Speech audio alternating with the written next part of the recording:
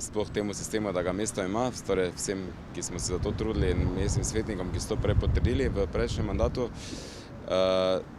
Posebej seveda Novi Ljubljanski banki, ki je vzpostavila tisti prvi del, pomagala vzpostaviti prvi del mreže, in sedaj danes prav posebej Sparu in Vzajemni, ki s tem, da podpirata ta način mobilnosti, pravzaprav spreminjata tudi potovalne navade tako njihovih strank kot njihovih zaposlenih, in to je bistvo tega vsega, kjer sedaj vključujemo gospodarske subjekte v širitev te mreže. Cilj je nekoč 65 postaj, s tem bi pokrili mesto pri sedanjem obsegu.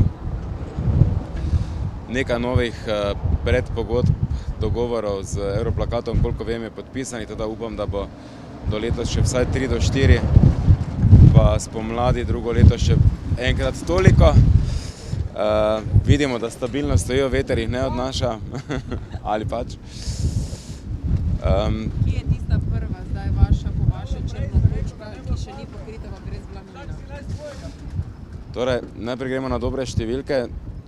18 tisoč je že uporabnikov pri 113 tisočih prebivalcev in seveda treba še dodati 15 tisoč študentov, ki jih z veseljem uporabljajo. To je izjemno velika številka, skoraj pol milijona že uporab. Rekord je bil, mislim, da oktobra lani 3600, in teda letos sem prepričan, da bomo zdaj z novimi kolesi ta rekord uporab na dan 4000 dosegli. Sistem je takšen, kar je verjetno že prej povedal direktor gospod Golbl, da greš v spalna naselja, kjer je največ prebivalcev, in na ta način čim več jim omogočiš, da pridejo